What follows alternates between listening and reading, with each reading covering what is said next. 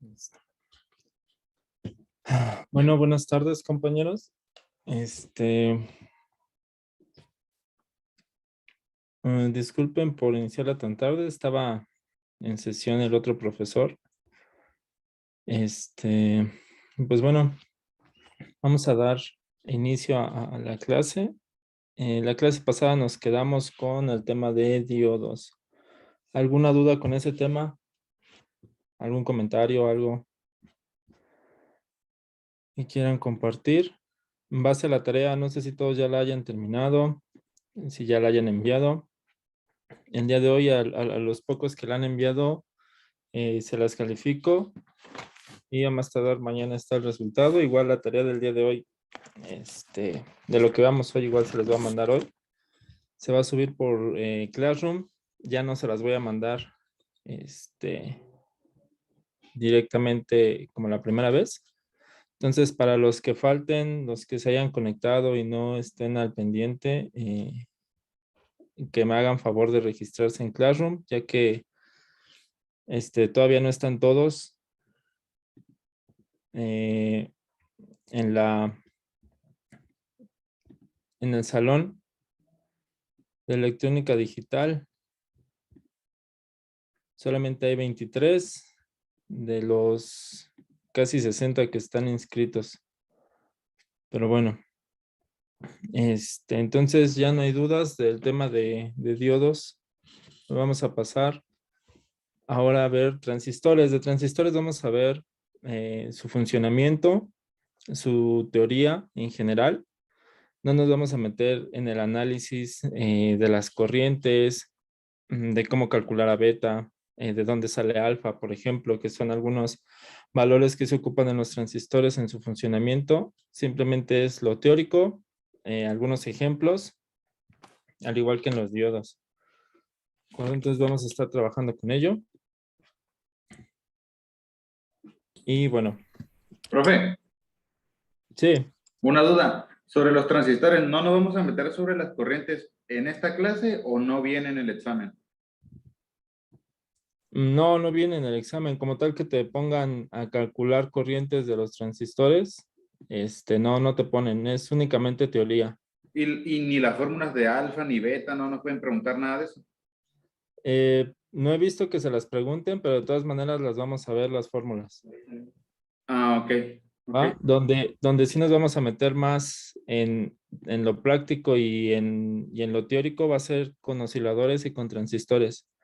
Ahí sí es donde les van a meter tanto teoría como ejercicios, ¿no? Calcular frecuencias y todo ese rollo de los osciladores y de los amplificadores van a venir, aparte desde su teoría, calcular ganancias, calcular corrientes de salida, calcular ondas de salida y todo ese tema. Por eso es que en el plan de trabajo del curso, tres clases son dedicadas completamente a esos dos temas, porque con las dos primeras clases, incluso en esta se va a ir muy rápido y vamos a alcanzar a ver ya la parte de conversiones entre sistemas, binario, octal, decimal, todo eso, para darle prioridad a osciladores y transistores y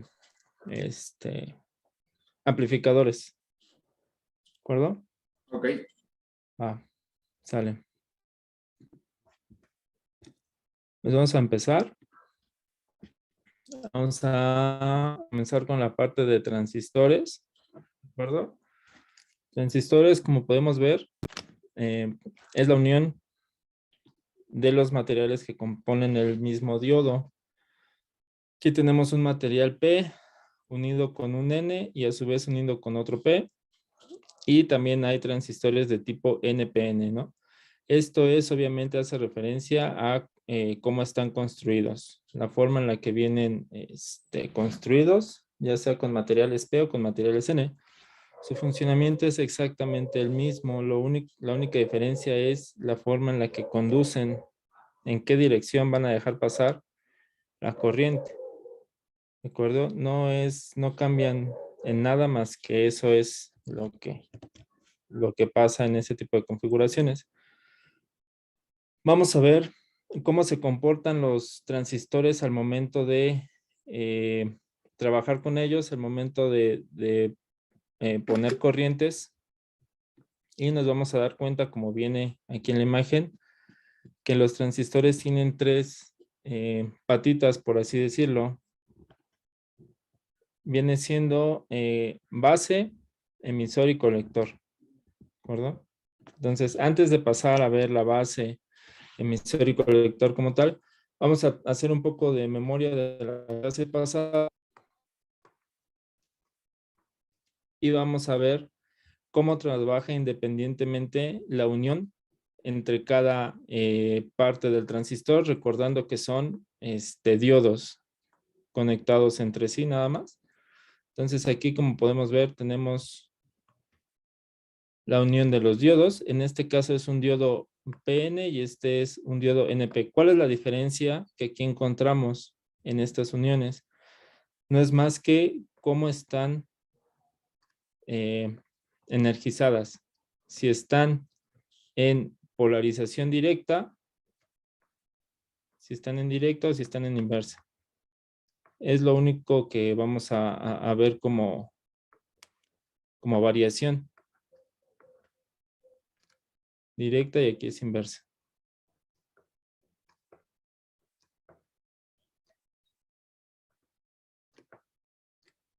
¿Va? De los que están aquí presentes, ¿cómo es que funciona la polarización directa? Porque aquí nos dice portadores mayoritarios con respecto a la clase pasada. ¿Qué quiere decir esto de portadores mayoritarios? Me apoya.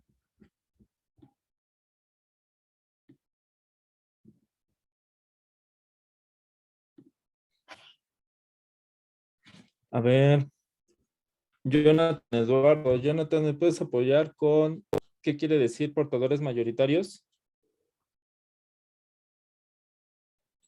Profe, ¿me puede repetir otra vez que se trabó? Sí, en portadores mayoritarios, en la unión de material tipo P y tipo N, ¿qué quiere decir portadores mayoritarios? Polarizado en directa.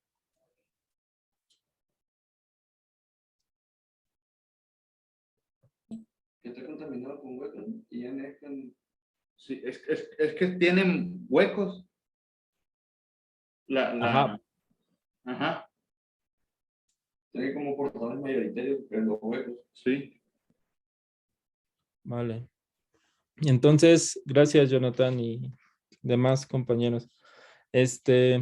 Bueno, entonces aquí como para portadores mayoritarios en polarización directa, que es lo que estamos viendo aquí en la imagen, lo que nos quiere decir es, aquí en la zona de agotamiento, que es la unión de los materiales, recuerden que pasa, digamos que lo inverso, que los electrones libres que están en el material tipo N pasan a los huecos que están en el material tipo P. ¿Y qué es lo que hacen? Pues dejan huecos en el material tipo N. ¿De acuerdo? Entonces, al momento de estar energizado positivo, hay que recordar que las cargas entre sí con el mismo signo se atraen y diferentes y con el mismo signo se repelen y diferentes se atraen. ¿De acuerdo? Entonces, es lo que pasa, es el flujo de corriente, porque está polarizado nuestro diodo en directa. Pero aquí, en polarizado en inversa, y estamos basados en el mismo transistor, en la misma configuración del transistor, ¿sí? Digamos que primero estamos analizando qué pasa con la corriente en esta parte y después estamos nosotros analizando en polarización inversa qué pasa con esta parte para que el transistor pueda circular la corriente. ¿Qué nos damos cuenta? Que en esta configuración en inversa, el transistor tiene una zona de agotamiento más grande. Aquí mismo la imagen lo marca. Entonces, ¿qué es lo que pasa con una polarización inversa en los portadores minoritarios?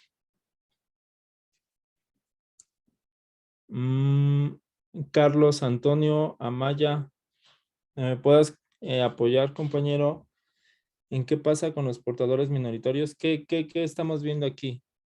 ¿Qué efecto hay aquí? En esta zona.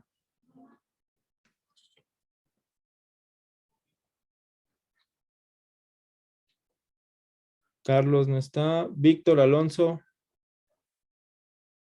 Compañero, que me puedas apoyar en qué pasa con los portadores minoritarios en esta zona.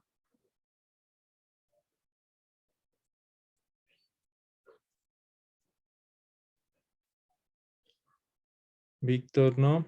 Sí, ¿me escuchan bien? ¿O me escuchan trabado? De repente se traba. Sí, porque yo los veo bien y los escucho bien. De hecho, bueno, como saben, se graba la clase y no me marcan ningún problema de grabación, está grabando fluido. Ahora les pregunto, ¿sí me escuchan? Sí, ahorita sí se le escucha claro. Va. Profe, ¿qué era lo que había preguntado otra vez? A ver si se lo puedo contestar. ¿Qué pasa en esta área de portadores minoritarios? ¿Por qué hay una zona marcada con negro en la unión tipo NP en polarización inversa? Pues es la región de ruptura, ¿no? ¿Y qué pasa en esa región de ruptura? Está al mismo nivel de huecos de electrones. Bueno, aquí podemos ver que, gracias, compañero. Aquí podemos ver que eh, el material tipo P en lo que abundan más son en electrones libres, ¿de acuerdo? En el material tipo N lo que abundan más son huecos o cargas positivas libres que hay que ocupar. Pero como está polarizado en inversa, quiere decir que la corriente positiva va a ir a los positivos y la corriente negativa va a ir a los negativos, se repelen y como que se hace más grande la zona de salto o la zona de empobrecimiento, ¿no? Por lo cual no va a pasar aquí carga eléctrica, ¿de acuerdo? Entonces, en base a este análisis que acabamos de hacer de lo que ya se sabía previamente en los diodos, podemos conocer ahora que el símbolo de los transistores, como ya en la mayoría los conocemos, viene siendo este símbolo, ¿no? Del transistor. Esta patita sería mi base, que sería la parte que tenemos aquí del transistor. Este sería mi colector y este es mi emisor. Entonces, prácticamente lo que nos está diciendo aquí el análisis que acabamos de hacer es que la corriente que va a pasar entre el colector y el emisor tiene que ser forzosamente, dado este análisis, mucho más grande que la corriente que va a pasar por la base. ¿Por qué? Porque el voltaje que necesitamos aquí para romper esta ruptura tiene que ser más grande, ¿de acuerdo? Entonces, simplemente haciendo este análisis por partes, como que rompiendo el transistor en dos diodos solitos, nos va a decir cómo se va a comportar cada zona. Mientras que aquí, en la base, necesitamos únicamente los 0.7 volts de ruptura, dependiendo del material, recuerden del que está construido, va a conducir sin problemas, pero aquí en colector con la base, el voltaje que va a haber entre el colector y la base tiene que ser forzosamente mayor para que aquí pueda pasar toda la tensión que se requiere. Entonces, dado esto, vamos a ver en general cómo es que funciona el transistor. ¿Puedo borrar? Sí. Listo.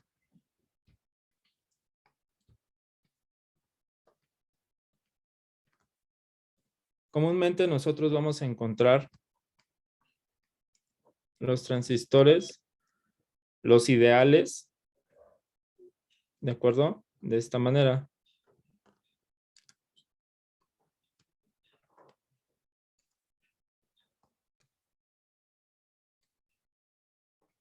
acuerdo? Recordar que este símbolo de aquí nos marca el diodo que acabamos de ver, que es lo que nos va a indicar hacia qué dirección va a estar corriendo la corriente.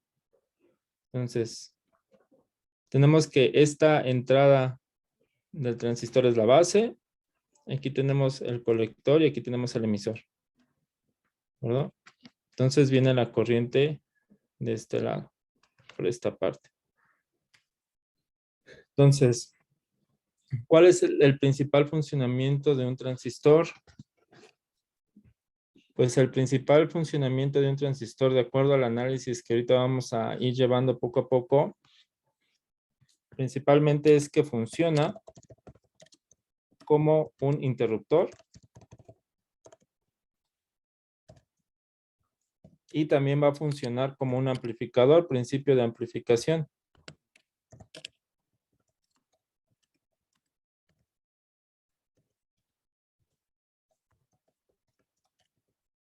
Listo.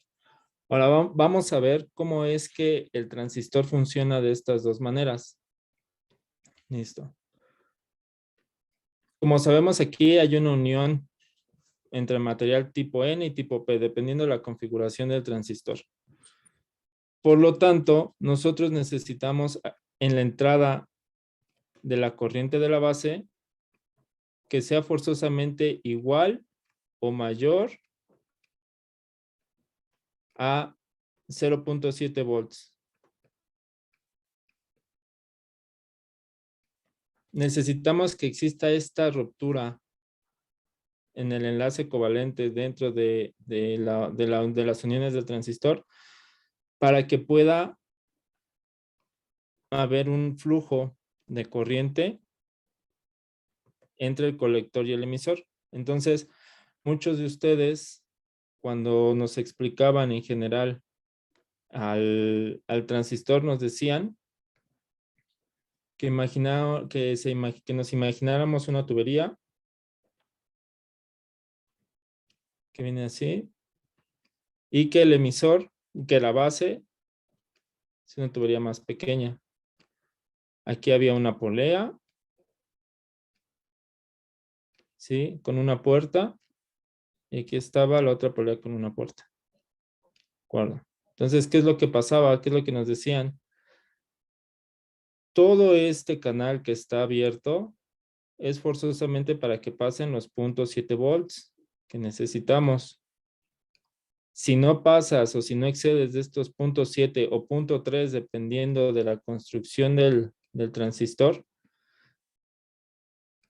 el flujo de agua que pasa por aquí no va a ser suficiente para poder abrir la compuerta.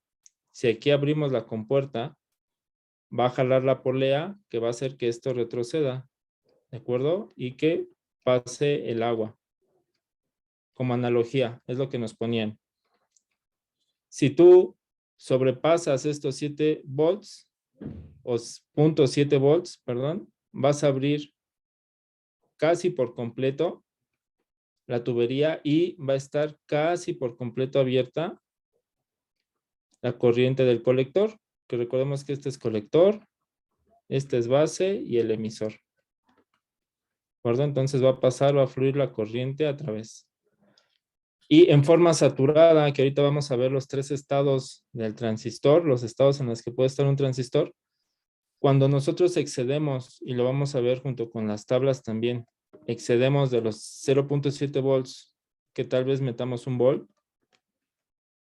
Aquí es lo que vamos a ver. No importa que tú estés metiendo más cantidad, en este caso de agua, porque nuestra polea va a estar completamente abierta y por ende la contrapolea que tenía cerrada la corriente del colector, de igual modo va a estar completamente abierta.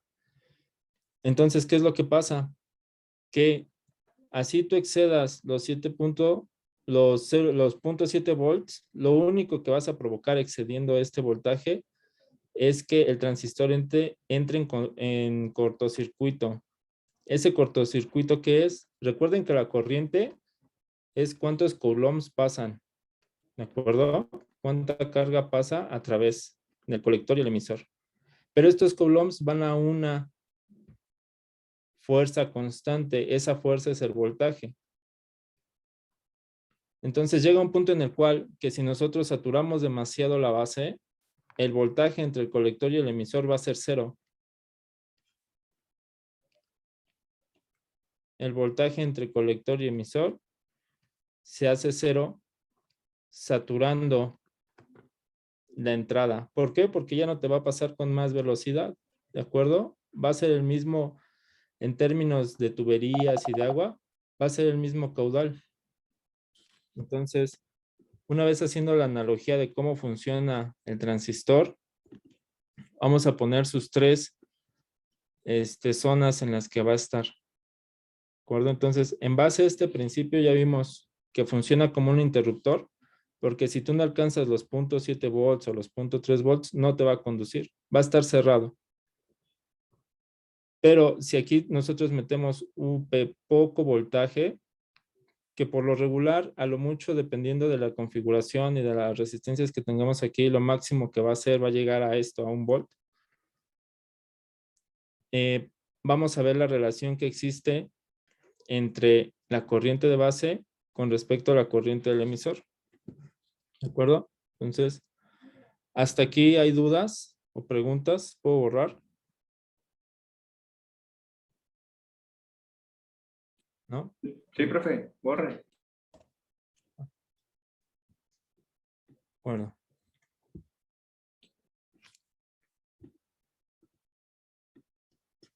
Ahora bien, vamos a trabajar con las 3 diferentes formas de trabajar del transistor.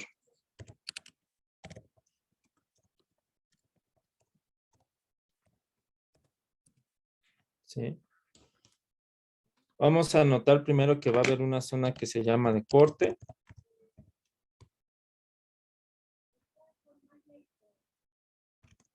Vamos a tener la zona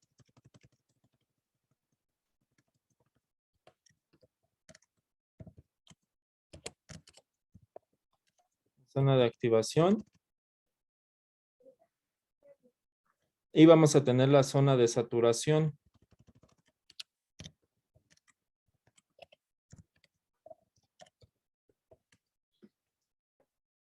Aquí también es zona de corte. Son las 3 formas en las que vamos a encontrar al transistor trabajando.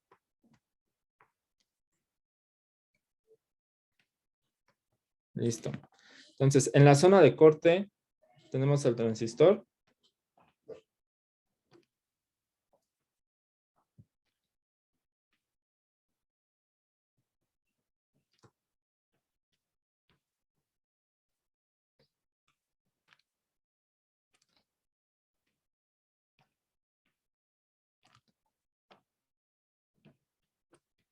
Bueno.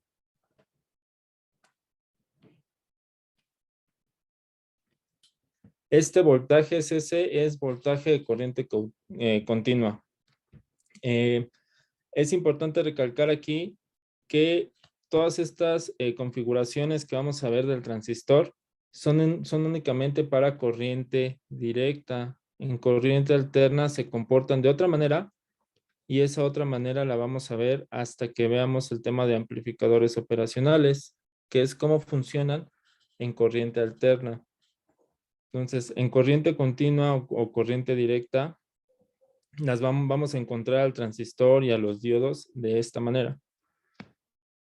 Recuerden que aquí el voltaje de conector, como lo estábamos viendo con lo de las tuberías, es un voltaje de una fuente independiente o una pila constante. ¿De acuerdo? Entonces, el voltaje en corriente continua tiene que ser constante. Entonces, puede ser una pila o una fuente. Listo. En el voltaje de la base, por lo regular siempre nos vamos a encontrar en la configuración electrónica de 1 a 2 resistencias. Esto es con la finalidad de no sobrepasar los 0.7 volts o más que nos pide la base para que empiece a funcionar.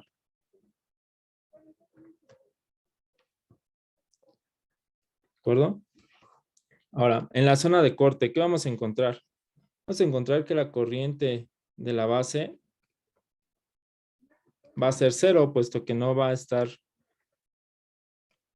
pasando electricidad. Entonces, corriente. Entonces, si la corriente de la base es 0, entonces, ¿cuál va a ser la corriente en el emisor? Pues la misma, 0.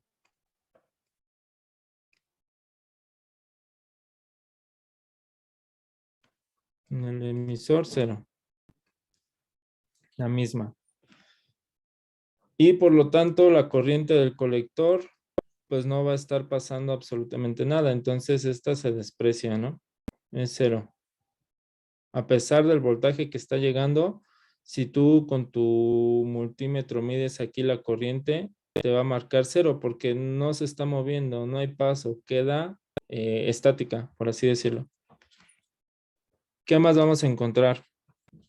Vamos a encontrar que el voltaje entre el colector y el emisor es el mismo entre el voltaje de la fuente, ¿sí?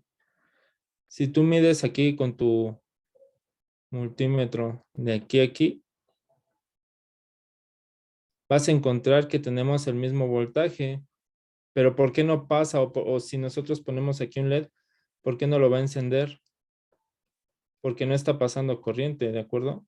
Recuerden que la corriente es la fuerza que hace que se muevan las cargas. Entonces, a pesar de que aquí sí existe un voltaje, sí existe una diferencia de potencial, no hay corriente. Entonces, como la corriente es 0, no va a prender el LED.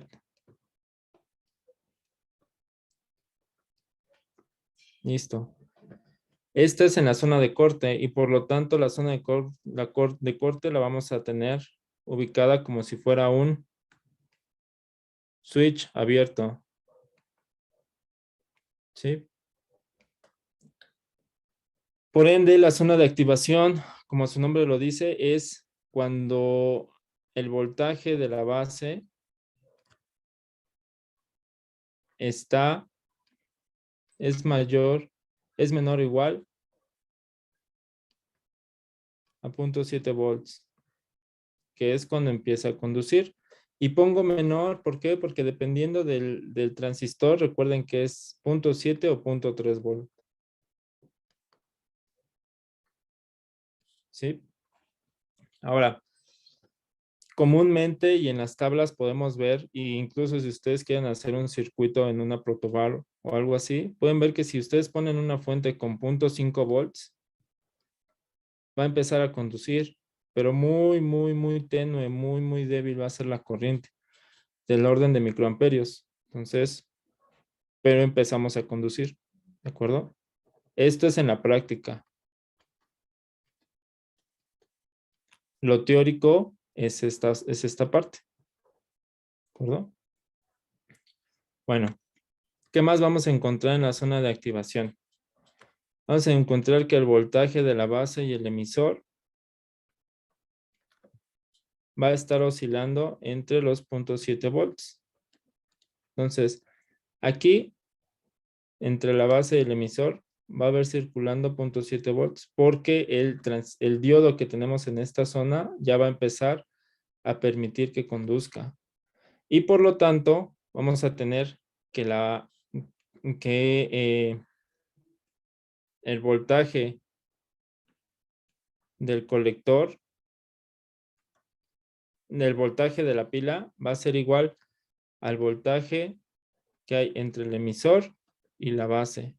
Y también vamos a tener aquí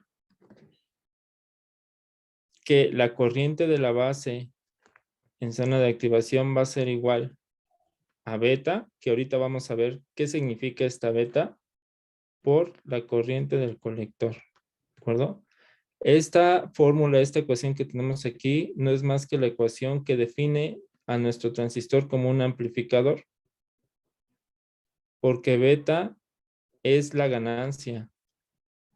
Esta se define como ganancia. Ahorita la vamos a ver más a detalle, de dónde sale y cómo es que funciona.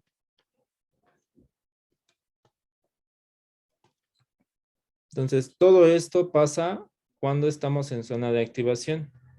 Pero ¿qué pasa en zona de saturación? ¿Qué es lo que les decía? que por más que metas corriente a la base, ya no te va a dar más corriente entre colector y emisor. Entonces, la corriente en la base en zona de saturación va a ser siempre mayor o igual, menor o igual a 0.7 volts. ¿Esto qué quiere decir? Que si nosotros sobrepasamos este voltaje, la corriente que va a haber entre colector y emisor va a ser constante.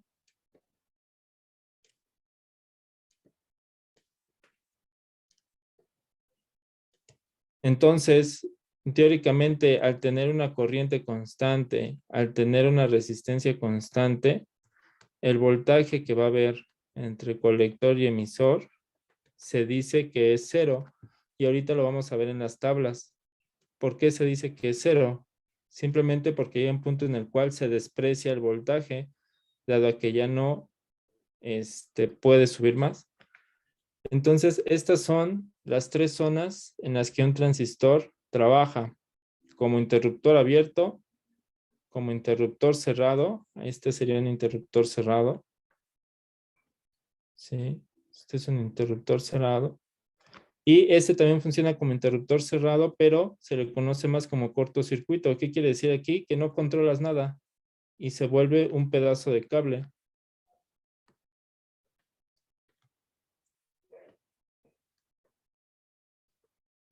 Entonces, en zona de saturación, el transistor no está haciendo nada, funciona como un pedazo de cable nada más. En zona de activación sí podemos controlar, porque entre estos intervalos podemos controlar esta ganancia. ¿Qué ganancia es la que queremos? Y en la zona de corte, simplemente como un interruptor abierto. Por eso se ocupa mucho esto en electrónica analógica, dado que funcionamos, en electrónica digital, perdón, dado que se funciona con ceros y unos. Un 0 y un 1. ¿Sí? De hecho, ya cuando entremos a amplificadores operacionales, nos vamos a dar cuenta que esto influye mucho y que va de la mano para las compuertas que vamos a ver, los arreglos de compuertas, tablas lógicas y demás. Entonces, hasta aquí, ¿alguna duda o comentario?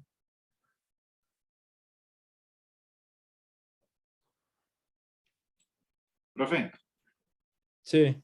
el punto 5 ese no alcancé a escuchar yo qué fue lo que dijo. Ah, es en la práctica. Si tú armas el circuito como tal, te vas a dar cuenta que con una fuente, si tú le pones 0.5, vas a tener corriente en el emisor. Ok. Entonces, prácticamente, desde 0.5 puedes empezar a conducir. O sea, se empieza a activar el transistor. Pero en Ok. teoría sería desde 0.7. Es únicamente como que diferenciar entre lo teórico y lo práctico. Ah, ok, ok, perfecto. Vale. Entonces, ¿puedo borrar? Ustedes me avisan. Sí, ahorita. Sí.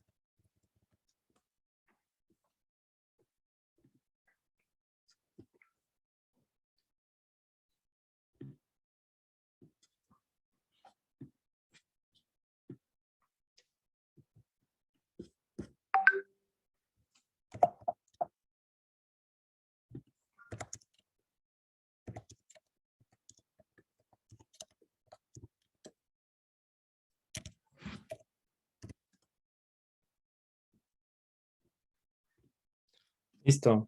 ¿Puedo borrar? Sí. Sí. De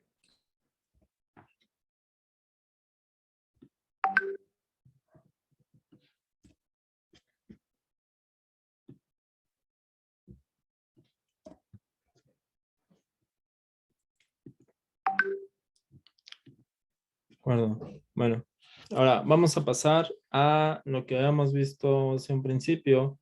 ¿Por qué a los transistores tienen el principio de amplificador? No es más por esta ganancia por dos factores que tiene el transistor. Eh,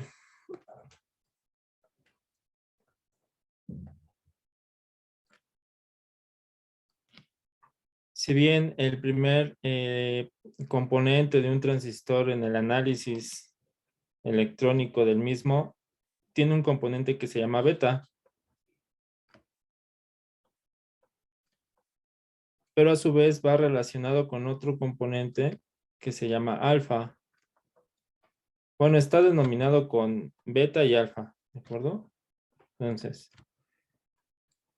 la ecuación de la ganancia del transistor, que es lo que me preguntaba al inicio de la clase un compañero, es esta, es beta, va a ser igual a la corriente del colector sobre la corriente de la base. Mientras tanto, alfa va a ser la corriente del colector, pero ahora entre la corriente del emisor. Entonces, beta como tal,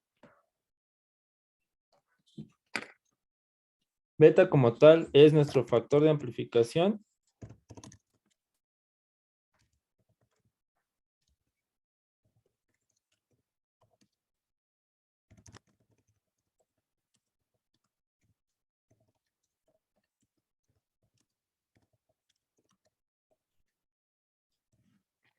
Esa es la definición de beta. Es mi factor de amplificación de corriente directa en emisor común.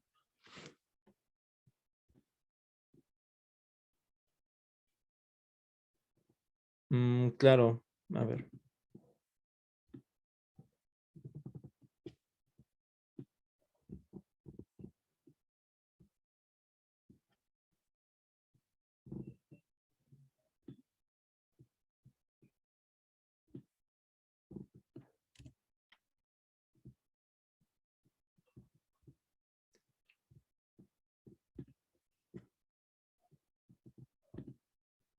Entonces los pongo otra vez.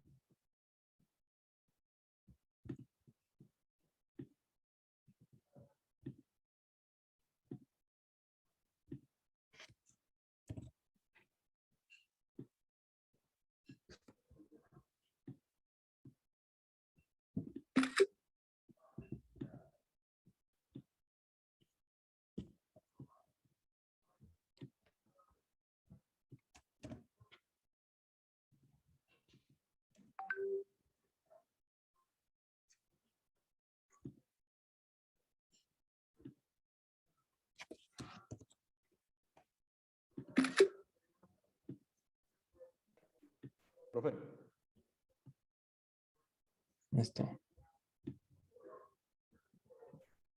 Entonces es factor de amplificación de corriente en emisor común, eso es beta.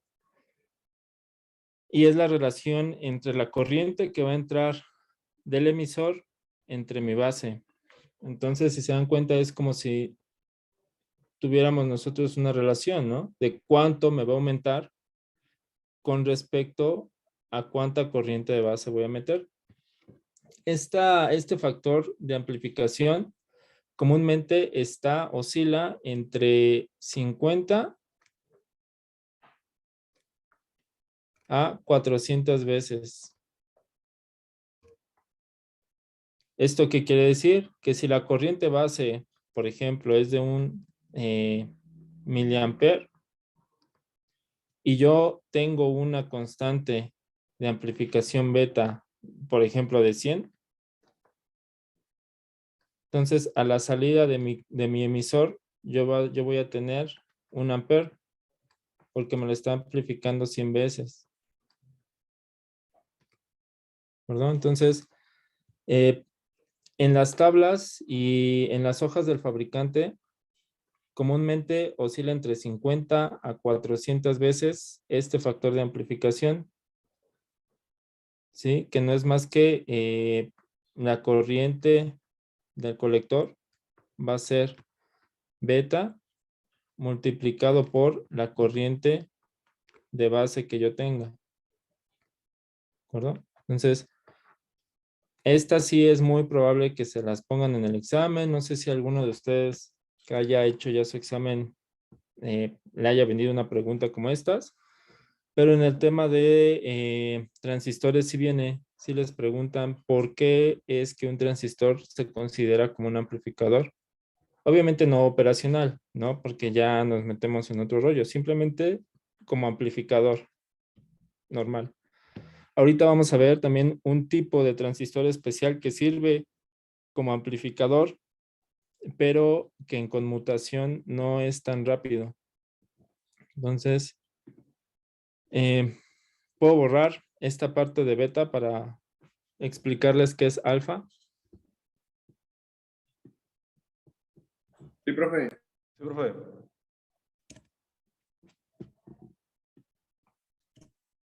Listo.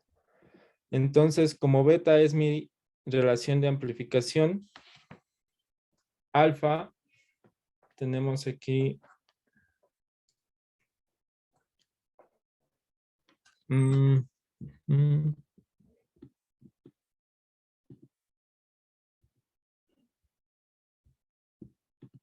tenemos aquí nuestro transistor.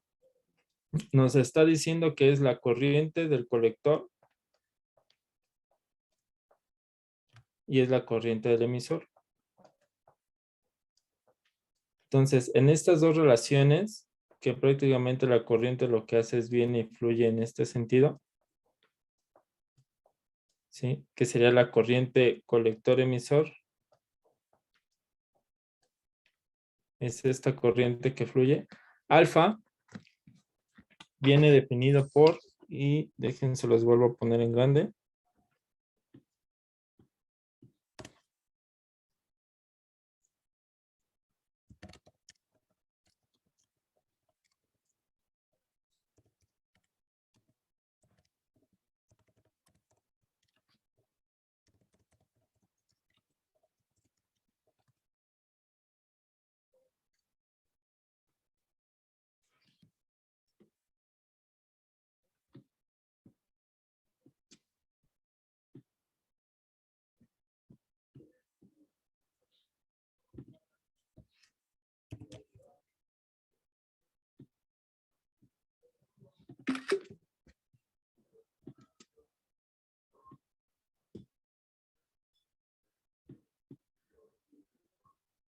Entonces, esto es beta, esto es alfa, perdón.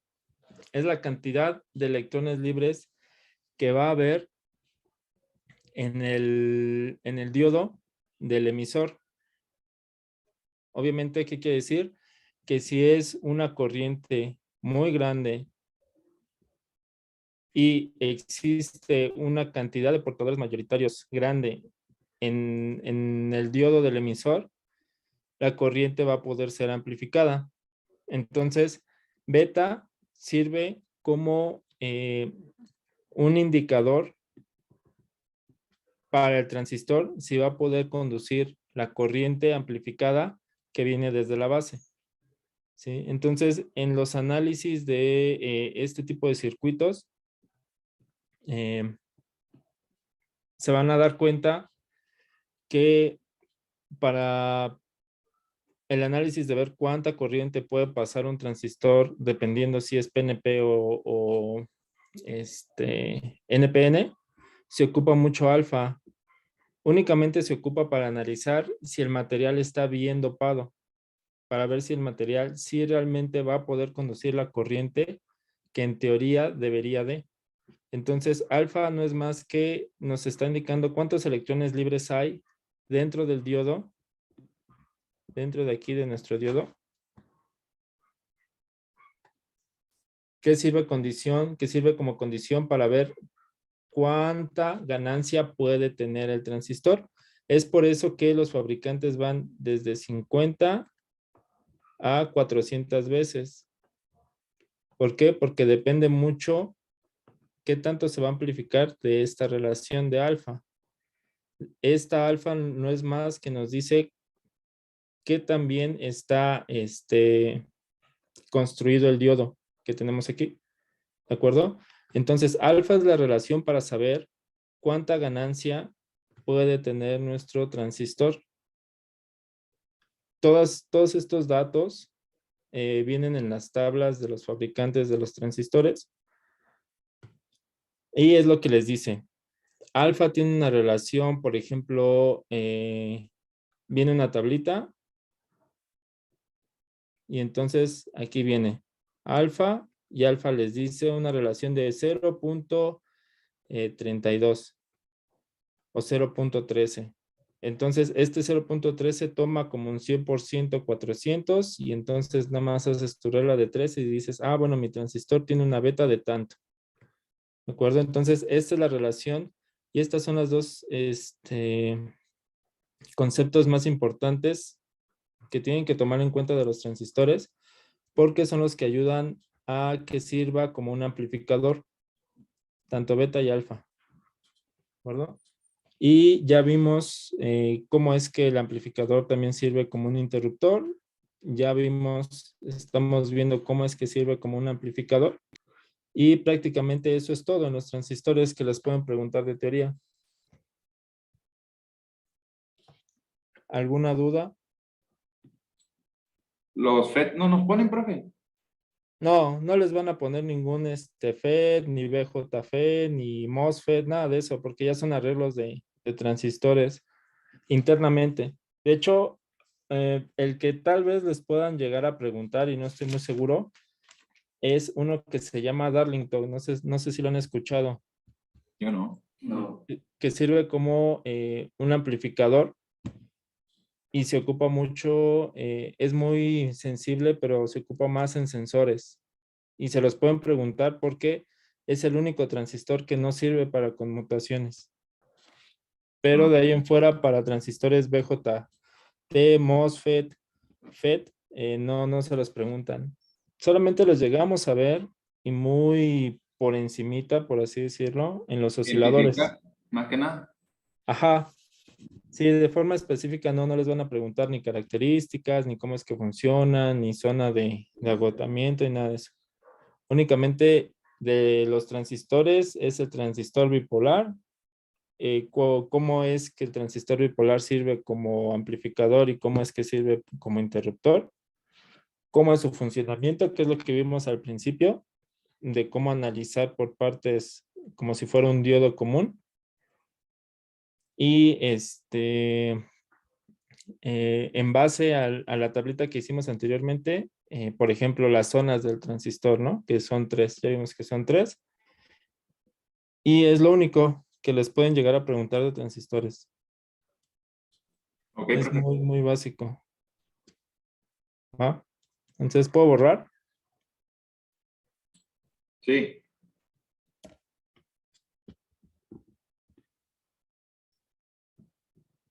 Listo.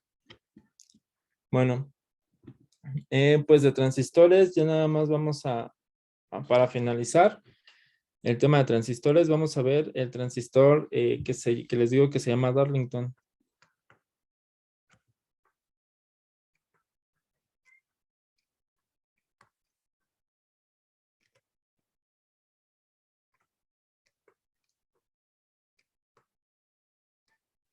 Listo, es Darlington. Darlington. Ahí está.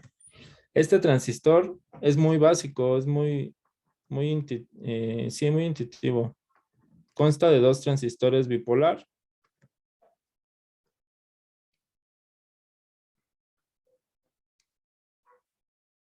acuerdo?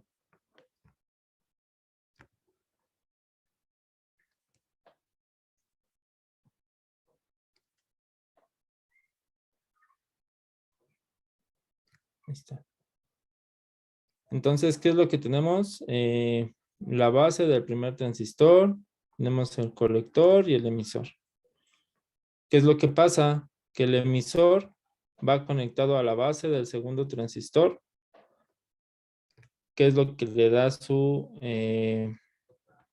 diferencia de amplificador, ¿verdad? Entonces, esta configuración entre transistores se llama Darlington. Vamos a ver las características que tiene esta configuración de transistor.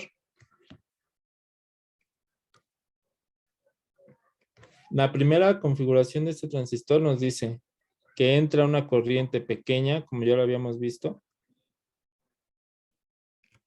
Se amplifica esta corriente. Entra una corriente más grande. Acuérdense que aquí lo único que afecta es el voltaje, más no la corriente. Si tú en la base le metes una corriente de 20 miliamperios, pues vas a amplificar con respecto a la fórmula que habíamos visto de amplificador 20 veces más. Entonces vamos a verlo. Aquí tenemos 1 miliamperio que entra. Aquí tal vez la relación de amplificación de mi corriente del colector va a ser tal vez de 100, ¿no? 100 por 1 miliamperio. ¿De acuerdo? Esta corriente es la que viene aquí, que va a entrar a la base de este transistor. Pero esta corriente ya va a entrar amplificada. ¿Amplificada por cuánto? Por 100. Pero ahora en la salida, en su nueva salida de este segundo transistor, en su nueva salida, vamos a poner corriente de colector 2. Esta vamos a poner corriente de colector 1. Pues la nueva fórmula de la corriente de colector 2 va a ser otra vez su beta, que supongamos que pueda ser igualmente de 100, pero va a estar multiplicada por ¿cuánto? Por lo que valga mi corriente de colector 1.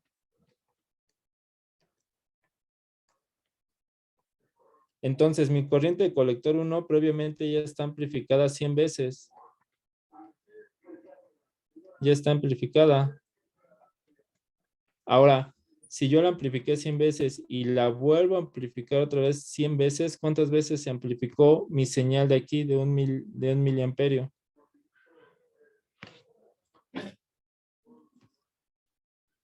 Pues 100%, ¿están de acuerdo? Que se amplificó entonces en total 10,000 veces. ¿Verdad? Esto así como lo estamos viendo es muy a grosso modo, ¿no? Obviamente necesitas aquí muchos más arreglos, tanto de capacitores como de bobinas y demás cosas para que esto jale, pero en función teórica y que es realmente cómo funciona, es así. La corriente de colector del segundo transistor se amplifica, se vuelve a amplificar, entonces ya en los análisis se toma en cuenta y se multiplica la primera vez que se amplificó, que es esta, por la segunda vez que se amplifique. ¿De acuerdo? Entonces, es así como funciona el transistor Darlington. Se los pueden llegar a preguntar por las propiedades que tiene y vamos a ver sus propiedades. Igual. Pues, Sí. ¿ese arreglo tiene un límite o nomás con 2 o se puede seguir haciendo de 3, 4 transistores así para seguir amplificando? No, nada más es con 2. De hecho, ya si nos metemos a analizarlo, vamos a ver que si le metemos un tercer transistor, ya estaríamos amplificando frecuencias que ni siquiera existen. Ok. Entonces solamente son con 2. Teóricamente con 3, si pones un tercero y él haces el análisis, ya te dan frecuencias que no existen. Entonces es por eso que no, que solamente son 2. Ok, va. Bueno, entonces de Darlington sirve como amplificador, por lo tanto es un sensor, sirve como un sensor muy fino. En este caso, son sensores de los órdenes de nanoamperios, ¿sí? Y ya se imaginarán por qué, ¿no? Porque si aquí metes un nanoamperio y lo amplificas 1000 veces, pues puedes reconocer ese nanoamperio, ¿de acuerdo? Entonces, vamos a...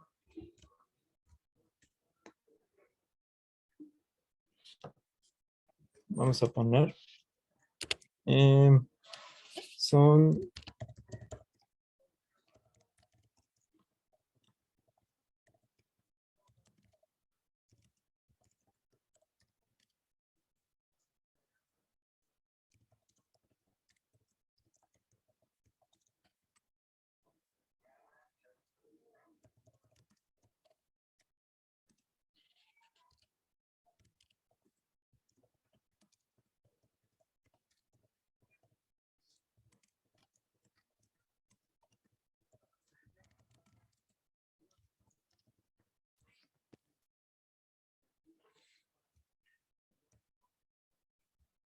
Listo.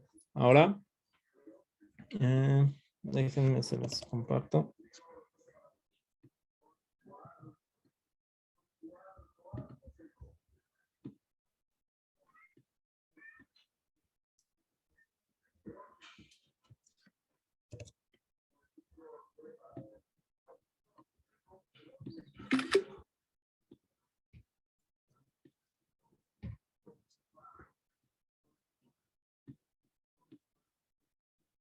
Bueno, pues estas dos son las principales características del Darlington. Son amplificadores muy sensibles que permiten encontrar frecuencias muy pequeñas.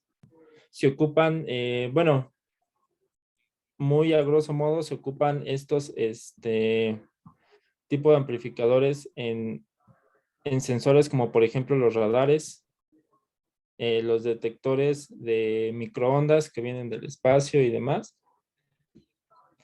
Y obviamente no se ocupan en el área de conmutaciones porque como son demasiado lentos en lo que tardan en amplificar las señales, para señales muy rápidas no se ocupan, además de que salen muy caros, no se ocupan para señales de conmutación, por lo que este tipo de arreglo de transistores es muy difícil que pueda compartir datos, porque para poder compartir datos amplificado, en este caso 10,000 veces, pues no hay muchos sistemas prácticos que lo permitan.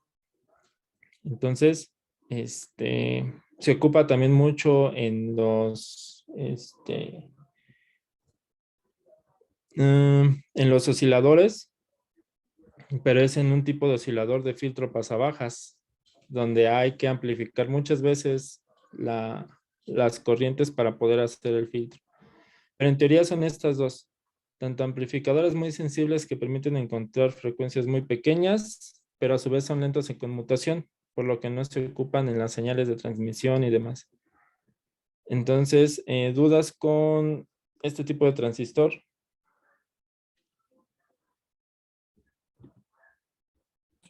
No, profe, No, profe. Listo. no borre todavía. Sí, no, me avisan. Sí.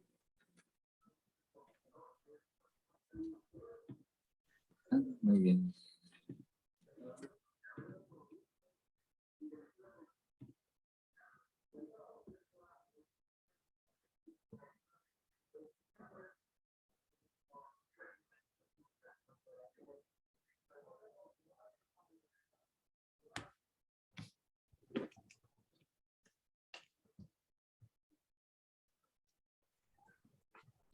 Profe, Sí, Ya ve que los BJT tienen 3 configuraciones, que son la del emisor y base y colector común.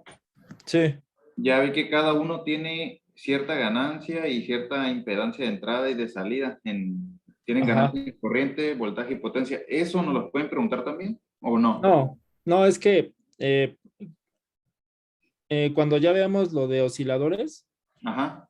este, te vas a dar cuenta que simplemente para calcular las frecuencias de los osciladores fórmulas muy gorrosas.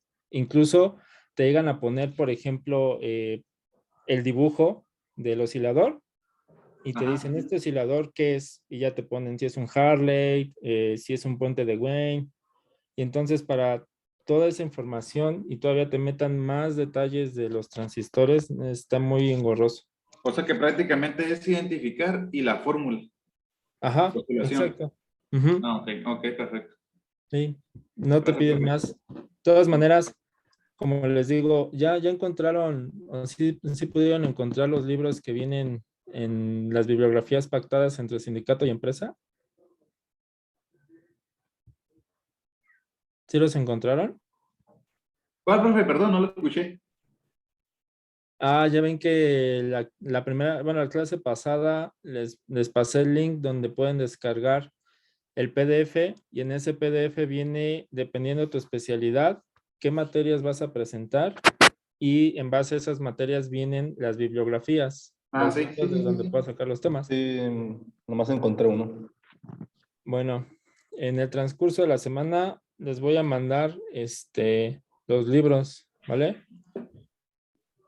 El administrador del CIFEX había pasado en un link hace mucho, creo que la primera vez que hubo curso, él pasó un archivo, un link, perdón, de Google Drive donde estaban todos los libros. Pregúntele a Carlos Bravo.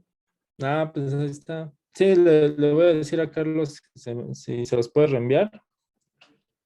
Y de ahí, o sea, de hecho, ustedes mismos se pueden meter a esos libros y se van a dar cuenta que en la parte de transistores es lo único que viene. Vienen transistores BJT, vienen transistores FET y todo eso, pero es puro análisis. Y ya utilizamos ya métodos, por ejemplo, de Tevelin, de Thornton, de Norton, perdón. Ya se utilizan integrales, ya se utilizan derivadas, ya se utiliza interpolación en las gráficas. Entonces son cosas que pues obviamente no se preguntan para un examen de una hora, ¿no? Entonces, todo eso no va a venir, ¿va? Sí, profe, gracias. Entonces, ¿ya puedo borrar o todavía no? Sí, ya. Va. Bueno, entonces, esto sería todo de tema de elementos discretos. Técnicamente son diodos y transistores. Y de los transistores es el transistor bipolar, que es el que acabamos de ver. Sus características del transistor bipolar y la configuración especial de Darlington. Se las puse porque, por las características que tiene, ¿no? Que no conduce, que no es bueno en conmutación. Pero de ahí en fuera, de otro tipo de transistor, no les preguntan. Todavía nos queda casi poquito más de media hora de clase.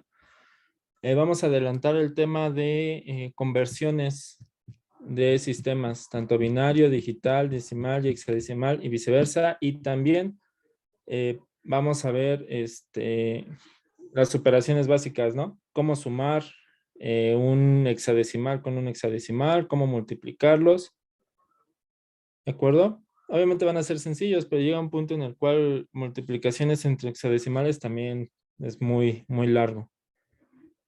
Entonces, pues alguna duda antes de empezar con los sistemas.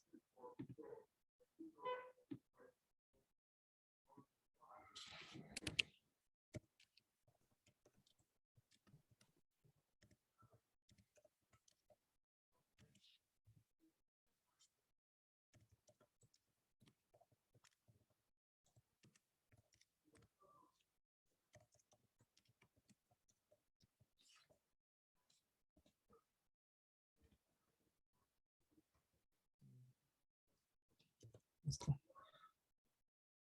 Listo, a ver. Vale. Listo. Listo.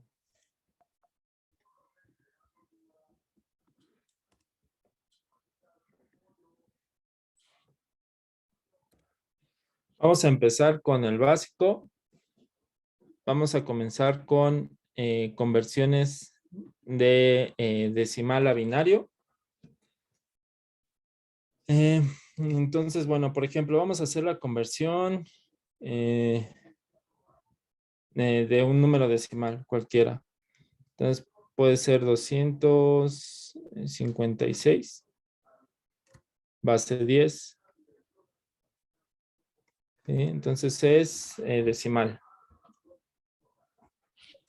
Vamos a convertirlo primero a binario. De binario lo vamos a convertir a octal y luego a hexadecimal. Entonces de binario, después a octal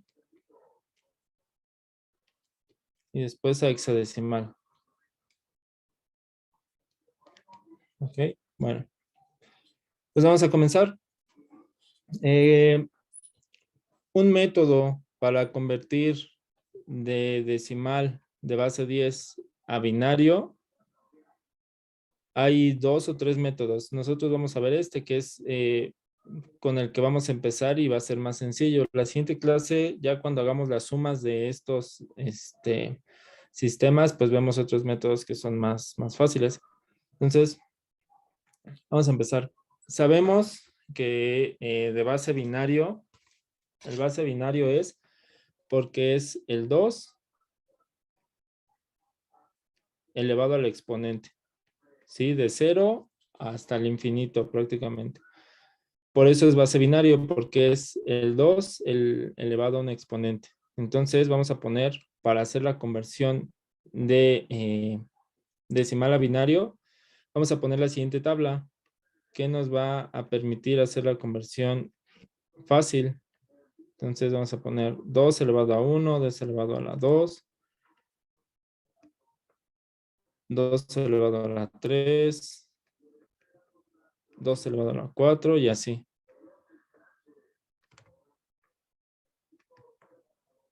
¿De acuerdo? A la 7.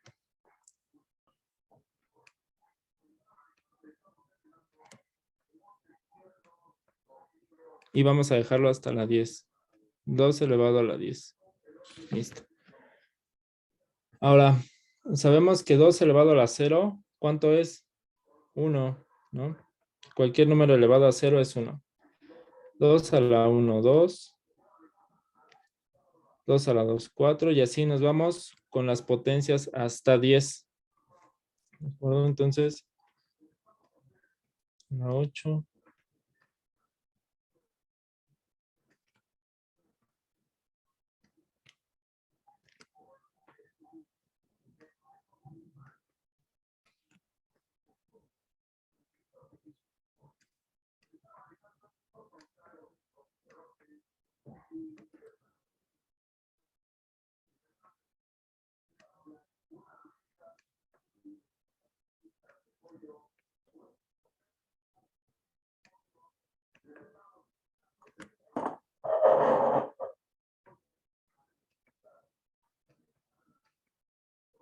Listo. Bueno. Tenemos las bases, entonces el resultado de cada base de 2 elevado a cada exponente, desde el 0 hasta el 10. ¿Qué es lo que se hace para convertir a binal este número? Lo que se hace es, vamos a poner el número decimal que queremos encontrar a binario, que va a ser 256. Y lo vamos a restar por alguna base o alguna base de 2 que se acerque o que sea igual al número. En este caso, pues bueno, 256, aquí tenemos el 256. Al restarlo nos va a dar 0. Entonces, ¿cómo lo encontramos inmediatamente? Al llegar al 0, que es el objetivo, que lleguemos a 0, lo tomamos como un 1. Entonces, el 256 en base 10 no va a ser, el número va a ser un 1, que va a ser en la posición del número que encontramos, y los demás van a ser ceros hasta 2 a la 0. Entonces va a ser 1, 2, 3, 7 ceros, 8 ceros, perdón.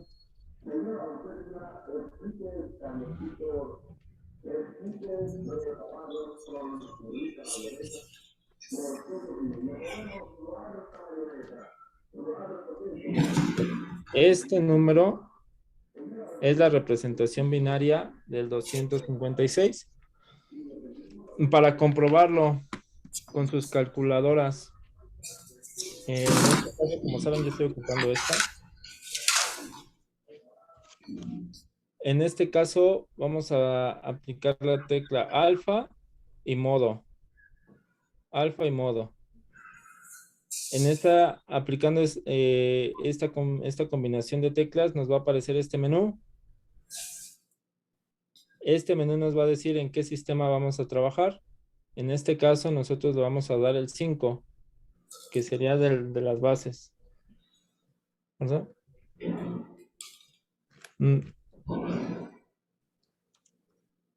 Perdón, es el 4, es el que dice base N. Damos el 4 y ya nos pone el número. Entonces, aquí nada más vamos a teclear el número en decimal, que sería 256. 256 y damos igual. Ahí está. Y para hacer la conversión, en este caso a decimal, que es lo que estamos buscando, más abajo aquí en las teclas, aquí arriba, dice decimal, hexal, binario y octal. Entonces, el que nos interesa es el que dice binario. Quitamos binario. Y si se dan cuenta, bueno, como está volteado la pantalla, vamos a empezar a contar de aquí hasta donde nos encontremos el 1. Los demás ceros no importan. Esta es una forma de comprobarlo. También en Google se pueden meter y pueden poner calculadora de conversión y les va a dar. Entonces es para comprobar que están bien en su conversión de binario octal. Empecé por este número porque pues, es el más sencillo de encontrar. Básicamente nada más lo restas. El objetivo de este método es que la última resta te dé 0, que es el que te indica que ya hasta ahí se acabó. Y los resultados de los números que agarraste los vas tomando aquí por unos. ¿Sí? Vamos a hacer otro número. Maestro, disculpe. Sí. ¿La base 10 qué significa del número 256? Significa que es decimal. Sistema decimal. ¿Esa base siempre va a ser la misma para cualquier otro número? ¿Siempre va a ser 10? Sí, sí, de hecho en los exámenes así te lo ponen, 256 o cualquier número, 10. Entonces tú ya sabes que es tu decimal. En base binario, te lo van a poner aquí como lo puse base 2. Base 2. En octal te lo van a poner así como base 8. Y en hexadecimal te lo van a poner como base 16. Así se los ponen. Gracias, maestro, muy amable. Sí. Bueno, pues ahora vamos a hacer otro número. No sé aquí en el chat quién quiere poner otro número. Obviamente que sea menos del 1024, ¿no? Para no poner más 2 elevado a potencias. Entonces, del 1 al 1024, el número que ustedes escojan. 67, maestro. Bien. Pues vamos a poner 67. Base 10. ¿Listo? Bueno.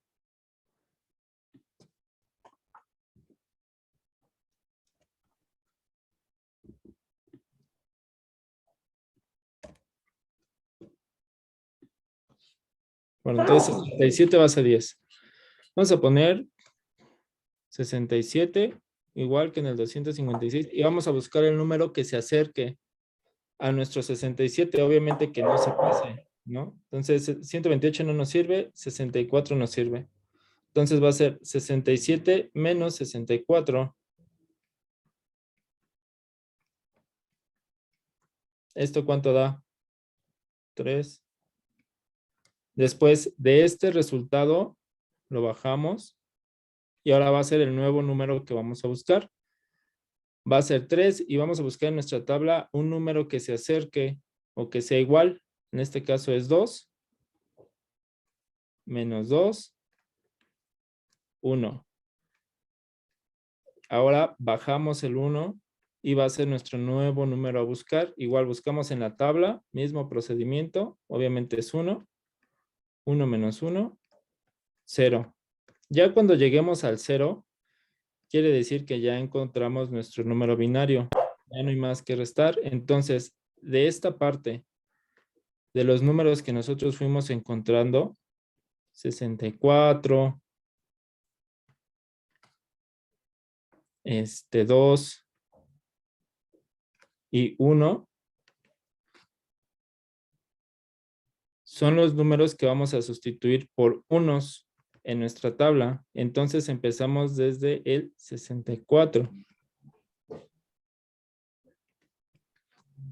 No, no. El 64 lo ponemos como 1. El 32 no lo ocupamos, 0. El 16 no lo ocupamos, 0. El 8 no se ocupó, 0. El 4 no se ocupó, 0. El 2 sí se ocupó, entonces lo ponemos como 1.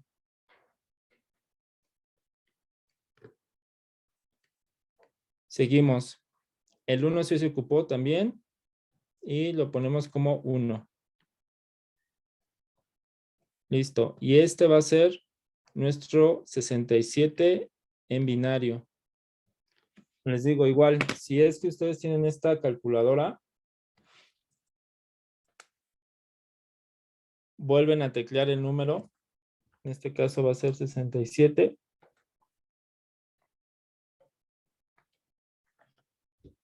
Ponemos 67 otra vez, igual. Y ahora ponemos de las teclas que tenemos aquí, a qué sistema lo queremos poner. En este caso es binario. Y si se dan cuenta, nos aparece el número. Todos los demás ceros que vemos aquí los ignoramos y empezamos a tomar en cuenta desde donde está nuestro primer 1. Entonces tenemos un 1, 4 ceros y 2 unos. Y es lo que tenemos aquí. Un 1, 4 ceros y 2 unos.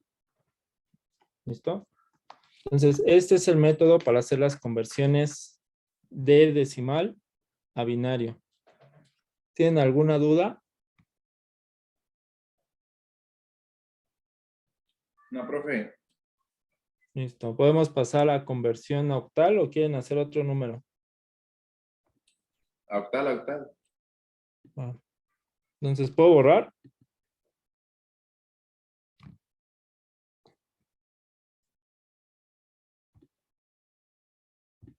Va. Entonces, pues sobre este mismo número vamos a trabajar, el 67, para hacer la conversión y tener el mismo número en los tres sistemas.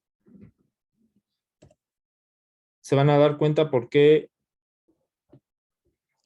es conveniente primero pasar a binario para obtener tanto octal como hexadecimal, porque es más sencillo. Hay otros métodos que se pasan, pero son más laboriosos. Entonces, este es el más sencillo. Ya que tenemos nuestra base 10, lo pasamos a binario, que es este. Entonces tenemos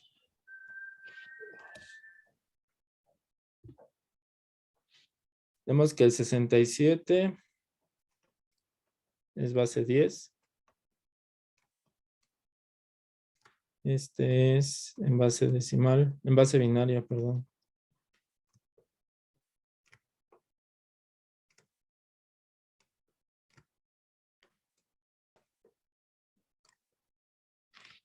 Base binaria.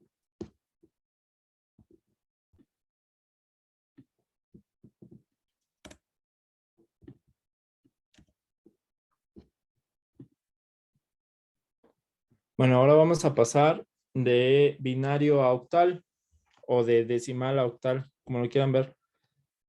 ¿Por qué es conveniente sacar primero el binario?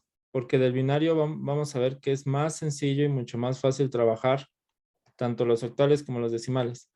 Ahora, el modelo octal ocupa 8 bits, ¿vale? Y se hace una tablita que va a ejemplificar cómo es que son esos 8 bits. Entonces vamos a poner nuestra tabla. Vamos a poner primero en binario. Y vamos a poner a octal.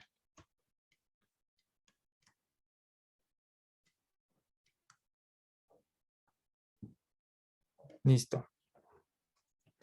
Y vamos a poner la configuración. Yo imagino que algunos ya la conocen, que es 0, 0, 0, todos ceros. Luego aquí un 1.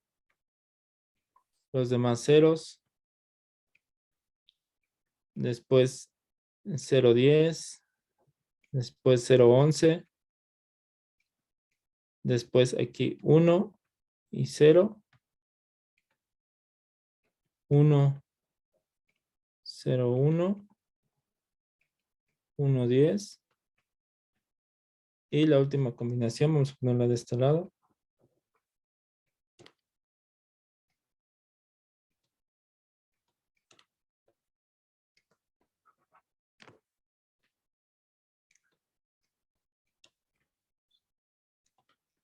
Y la última combinación vendría siendo todos 1. ¿De acuerdo? Ahora, en base octal, ¿cómo se representa la base octal en binario? La base octal la vamos a representar del 0 al 7. Va a ser 0, 1, 2, 3, así hasta el 7.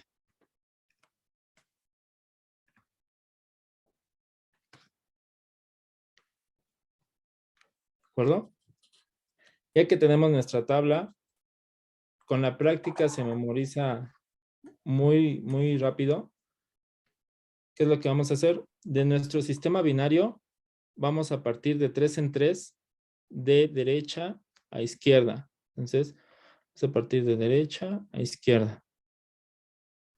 Y los vamos a agrupar de 3 en 3. Por ejemplo, 3, 1, 2 y otra vez 3. Este 1 que nos queda solo, pues vamos a poner los ceros, que nos completen los 3. ¿Sí? Pero va a ser por grupos de 3 y grupos de 3. ¿De acuerdo?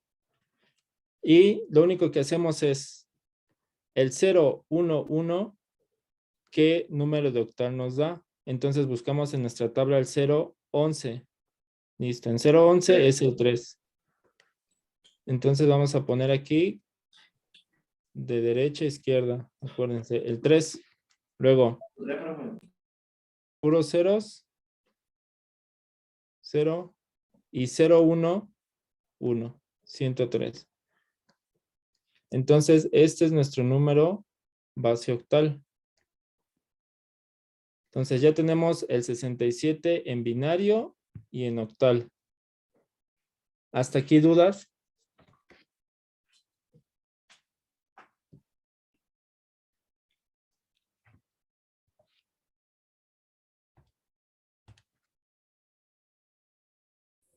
¿Cuál es el número 6? Es que no lo alcanzo a ver con la barrita del Zoom. ¿Cuál número 6, compañero? Después del 101. Ah, es 101, después 110. De hecho, de la barrita de Zoom, no sé si a ustedes les aparece a su lado izquierdo una flechita, como las que tiene Excel o PowerPoint o Word, que dice que se parece como si hicieras regresar, como si pusieras control Z. No sé si les aparece esta flechita, como la de aquí. Si ustedes la pican, esa flechita de Zoom, les va a mandar la barra ya sea para arriba o para abajo, para que la puedas quitar y te deje ver. Pero bueno, entonces, de todos modos, los que tengan esta calculadora, al hacer la comprobación del 67 octal, ya ven que es 103. Entonces, esta es la forma muy Profe. rápida de sacar el octal. Sí. ¿Puede bajar tanto la pantalla para que ¿Se alcanza a ver los demás números binarios de octal, por favor? Sí. Es por eso que no se alcanza a ver.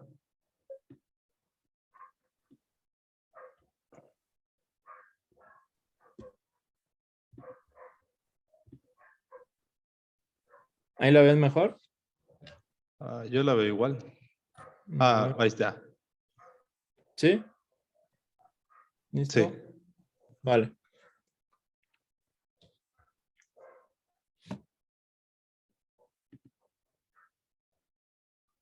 Ajá, sí, de hecho, ese 8, Javier, que lleva abajo es para indicar la base, en qué base estamos trabajando. Por eso es que pongo como que este recuadrito que encierra el número para indicar en qué base estamos trabajando.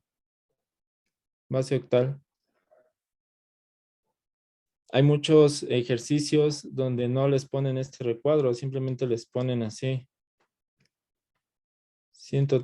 Por ejemplo, el 100 y les ponen aquí abajo el 8. Entonces esto también quiere decir base octal. Se los pongo aquí para que no lo confundan con algún número. Pero así se maneja. Base octal o base decimal o base 16 o base 10. Ajá, sí, lo vamos a ver ahora al inverso, pero primero vamos a partir desde un punto, desde el decimal a todos los demás, y luego, por ejemplo, si nos dan un hexadecimal, convertirlo a binario o a decimal o así. Vamos a ver todas las configuraciones posibles para Enolo López. Sí, Enolo.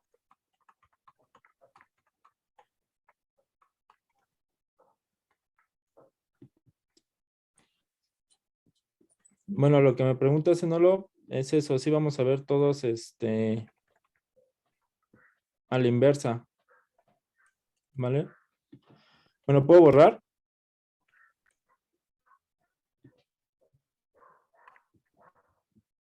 Sí, sí, son las tablas que siempre van así. Son tablas de cajón.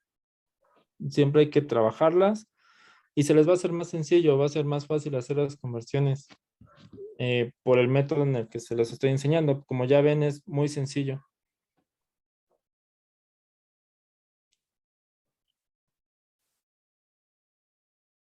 No se pasa de octal a hexadecimal directamente, podrán dar la respuesta. No, porque estás haciendo los procedimientos. De todos modos, se van a dar cuenta que para pasar de octal a hexadecimal hay un sinfín de procedimientos. Entonces, no hay bronca. Aún así los vamos a ver. Vamos a ver cómo se pasa de uno por uno y los métodos. ¿Va? Este es el método como que es más rápido para todo, ¿no? Te ponen cualquier número decimal y si te piden convertir de decimal a hexadecimal, pues bueno, puedes hacer este método y lo vas a encontrar muy rápido. Pero bueno, ¿puedo borrar hasta aquí?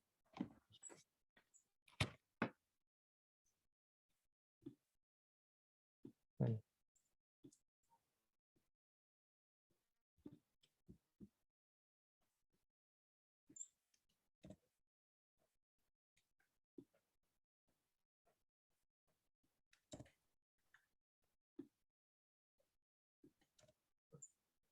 Mm, 103.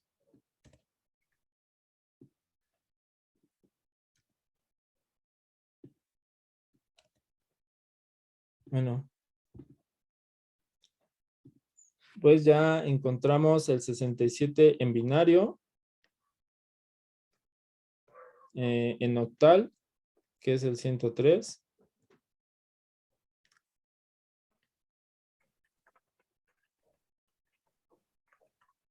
Y ahora vamos a encontrar en hexadecimal.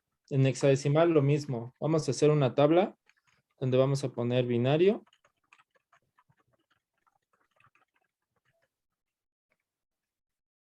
Y vamos a poner hexadecimal.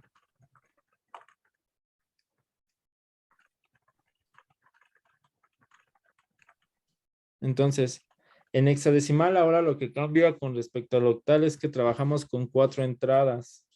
Estas 4 entradas son las siguientes. Vamos a poner, en vez de los 3 ceros, vamos a poner 001 y nos vamos a ir de corrido hasta llegar en el que todos son unos.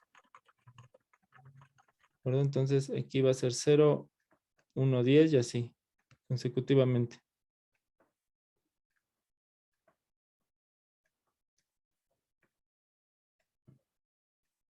No sé si alguno de ustedes en su carrera llevó electrónica digital o electrónica de potencia. Esto ya es muy de cajón para ustedes, pero para los que no, tal vez a lo mejor les pueda parecer de flojera, pero conforme la práctica lo vayan haciendo y haciendo conversiones, hasta se van a aprender la tabla. Las operaciones lógicas. Ajá. Entonces, como les digo, se van a aprender la tabla. Por ejemplo, aquí ya me equivoqué, porque es 0, 1, 10, luego aquí es 0. Es 0, 1, 10. Ah, me faltó, no, no es cierto, perdón. Me faltó donde todos son 0. 000, 001, 0010. Ajá, aquí sí estoy bien, aquí es 11. Y desde aquí. Vale. Aquí es 000, porque empezamos. ¿No?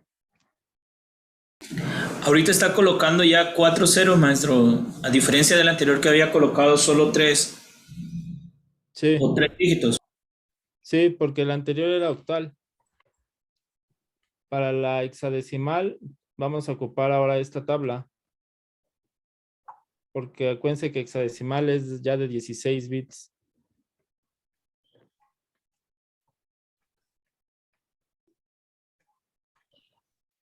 Entonces 000, 01, 10, aquí es 11. Disculpe, Entonces, profe, sí, solo como curiosidad, digamos que si agregara un espacio más, ¿sería base 32? Yo sé, no, no no, sé si, no sé, o no. sea, no porque se use o no, pero en caso de que se agregara el otro cero, Ah, se, ya. Ajá, sí. Sí, se van haciendo conforme al exponente de base 2. Si se ah, agrega ok, otro 0 es base 32, si se agrega otro 0 es base 64 y así. gracias, profe. ¿Vale? Sale. Entonces, binario.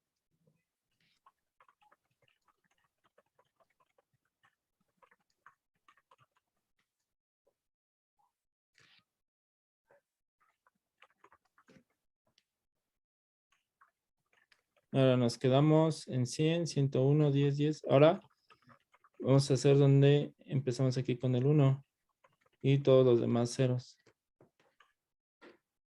Después empezamos 100, 101,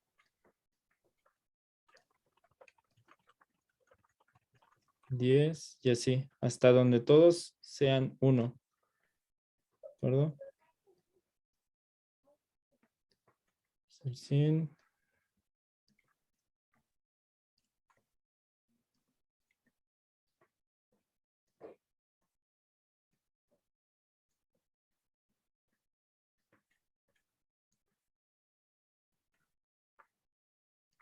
Mm, 10 y todos 1. ¿Si alcanzan a ver toda la pantalla completa? No se alcanza a ver la última línea, creo. ¿La de todos son 1? Así es. A ver, entonces vamos a ponerla de este lado.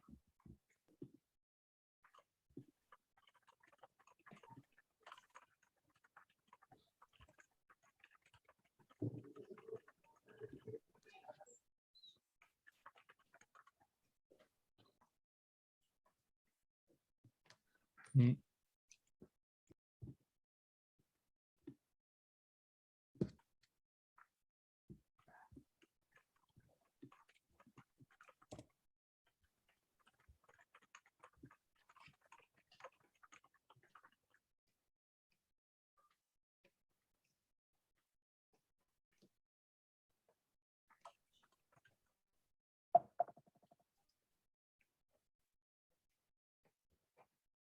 igual binario y hexadecimal.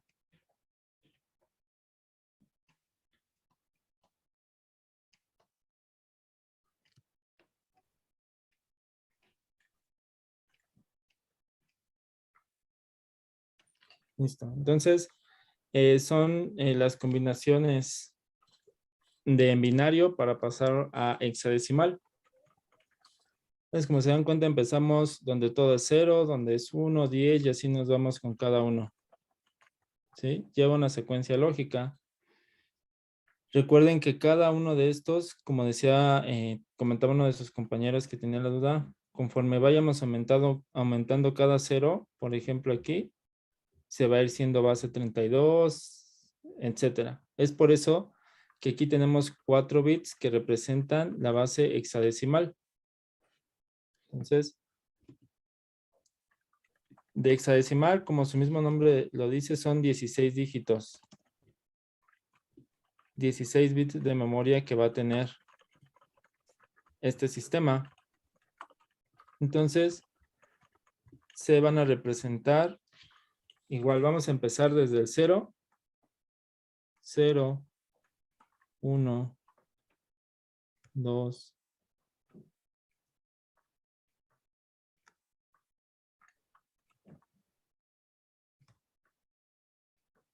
7.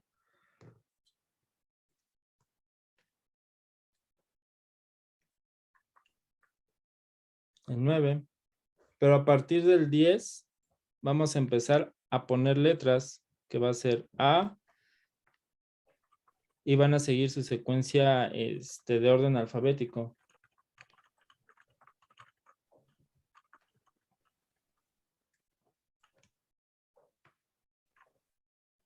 No sé si algunos de ustedes cuando reinician su computadora o van al almacenamiento de su computadora o algo así, les aparece puro F, F, F. O alguna combinación de letras F, E, de todo eso. Eso quiere decir por cómo está configurada su memoria. ¿Va? En cuántos bits de almacenamiento tiene, de procesamiento tiene, etcétera. Entonces, para nosotros hacer nuestra conversión de nuestro sistema decimal a hexadecimal, nos fijamos ahora en el binario, lo vamos a volver a escribir por acá. Y si en el octal hicimos grupos de 3, en el hexadecimal ahora vamos a hacer grupos de 4. Entonces va a ser 1, 2, 3.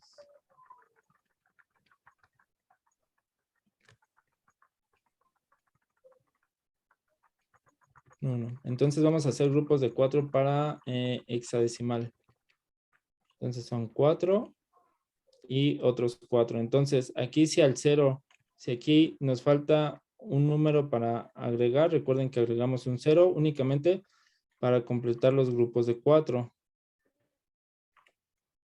Y hacemos lo mismo que con el octal. Vamos a buscar la configuración 100, que es un 4. Entonces ponemos aquí 4 y vamos a buscar la configuración 110011, que sería 3. Entonces el número 67 en decimal, al pasarlo en octal, nos va a dar 43 hexadecimal. Entonces base 16. Entonces, si se dan cuenta, una vez teniendo nuestras tablas tanto para octal como para hexadecimal, ya es demasiado sencillo encontrar el número que hace la conversión. Entonces, ¿dudas hasta aquí?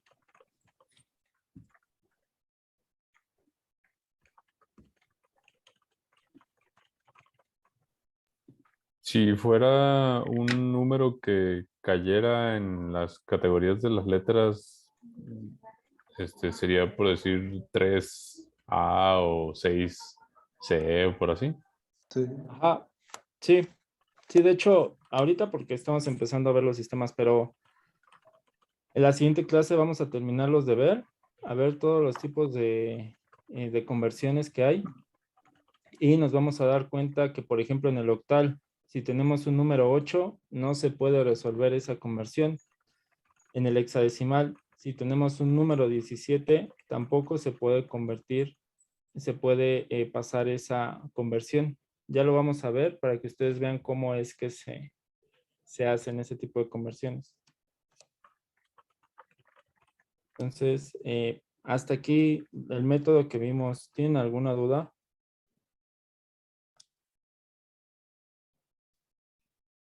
Entonces, como les digo, para los que tengan la misma calculadora que yo, pues está el resultado, ¿no? 43 en hexadecimal. Del 67, 43 hexadecimal. ¿De acuerdo? Entonces, esta es la forma más rápida que ustedes pueden hacer la conversión utilizando las tablas, que es muy rápido de hacer. Posteriormente vamos a ver la siguiente clase cómo iniciamos, digamos que de atrás, del hexadecimal hasta el binario, hasta el decimal, perdón. Entonces vamos a empezar la siguiente clase del 43 al 67. Es igual, ¿no? O sea, simplemente es pasarlos a binario, tomar la base 3 o 4 y ya de ahí irlos agrupando ordenadamente. De hecho, sí, de hecho este es el método más rápido, ¿no? Pero les voy a enseñar más métodos y ya con el que más se acomoden o se les haga más fácil, sin problema. ¿Sí? De ahí partimos. De hecho, para pasar de hexadecimal a decimal, hay otro método que es directo. O sea, ya no te tienes que aventar primero a sacar el binario o algo así. Lo hacemos directo. Entonces, ¿dudas? No. ¿No? Bueno, si no hay dudas, compañeros, entonces nos estamos viendo el día sábado. Ajá, sí, Cristian, también vamos a ver las sumas y las restas entre sistemas. ¿Vale? Entonces es lo que se va a ver. En teoría, la siguiente clase tenemos que terminar este tema para que la cuarta clase ya empecemos con amplificadores operacionales. ¿Verdad? Entonces, ya no hay dudas. ¿Algún comentario que quieran hacer?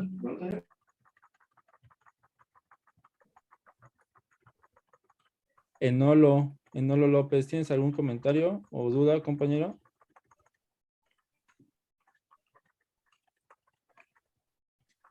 No, profe, la apreté por error, disculpe. Vale, entonces pues nos estamos viendo la siguiente clase, compañeros. Gracias, profe. Profe, Vale, para Javier Meléndez, las 3 tablas que se usan, sí, compañeros, son las básicas y con las que partimos. Y para la asistencia, sí, se me había pasado. Nada más, ya saben, igual mándenme por favor su nombre completo, iniciando por apellidos, para tomar la asistencia, por favor. ¿al grupo de WhatsApp? Ajá, sí, por favor. El de WhatsApp. ¿Vale? Entonces, si ya no hay comentarios o alguna otra duda, nos estamos viendo en la siguiente clase. ¿De acuerdo? Profe, gracias. Dale, profe. Dale. Sábado normal, ¿no? Sí, ya el sábado normal, a la hora de Va. clase normal. ¿Va? Va. Sale. Nos vemos, hasta luego. Luego.